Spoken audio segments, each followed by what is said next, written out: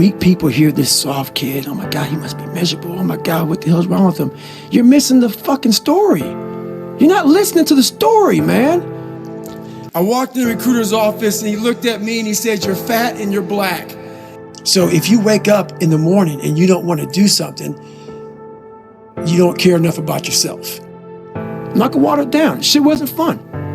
It ain't fun today, but I'm happy.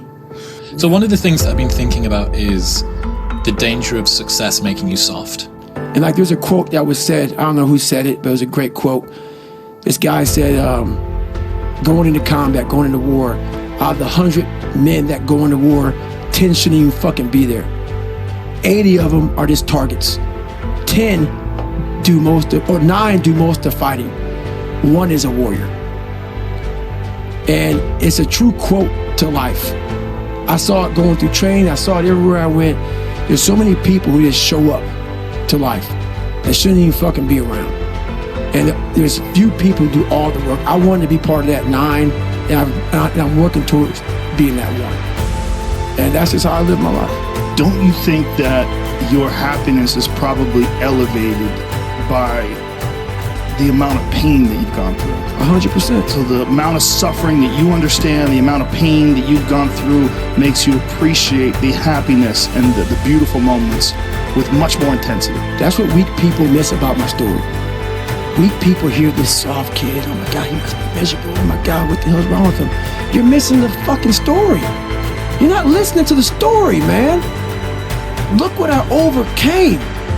If that doesn't put some badge of honor tattooed in your fucking brain for the rest of your life, you can die today talking to Joe Rogan, you're missing the story, man. Am I happy? What the fuck do you think? Don't misunderstand the passion in which I speak for not being intensely happy. Happiest person in the world. But I'm not done. So I'm not gonna speak to you like, oh man, everything is great. No, I have a lot more shit to do. A lot more shit to do. Well, this is in the same use of the word that you used, the warrior's mentality, the warrior's life. Right. This is the way that you can keep balanced and sane. Right. And keep a good grip on who you are. Period. Out of purpose. Mm-hmm. What's that? So, like, for instance, let's say you have no races. Let's say you have no classes, no nothing. There's no purpose in your life. You know, people need to have purpose to get up. They need purpose to perform. You need to get to a point in your life where there's nothing on the docket.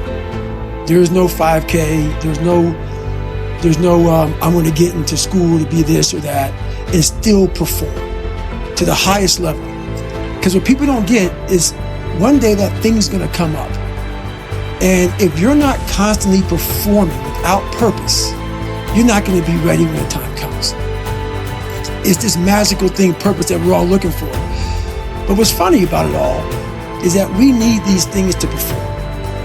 But we don't take a second to realize the purpose is always there.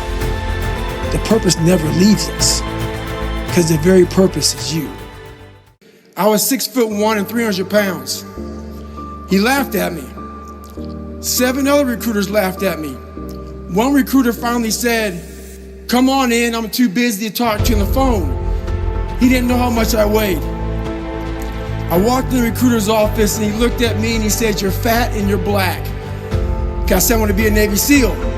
I didn't know there'd only been 35 African-American Navy SEALs at that time in over 70 years. He said I basically had to lose 106 pounds in less than 3 months because of my age. I was getting too old. I came back 3 months later, 106 pounds lighter. Thank you.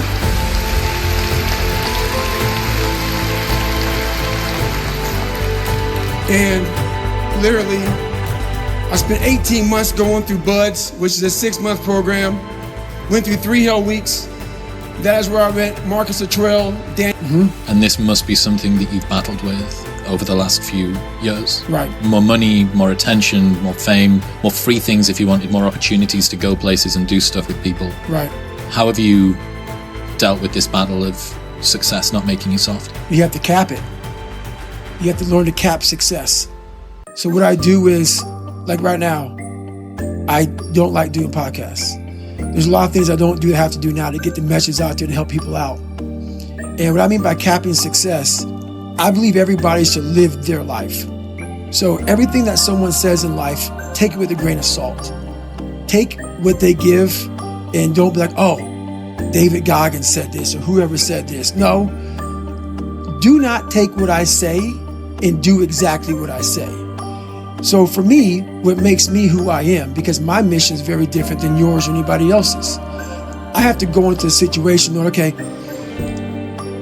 I'm a guy who wants to make people better. For people to get better, I have to continuously get better myself.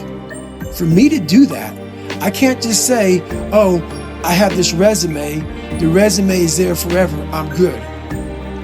I have to cap my success, because for me to help people out, I can't just say I did it once and I'm good. I have to continue to reinvent the wheel of the mind and figure out more and more ways for you to pull. Because if I have a cookie cutter message, it may hit 5 people out of 25. You just failed. My message needs to be in a way where I can hit all 25 people.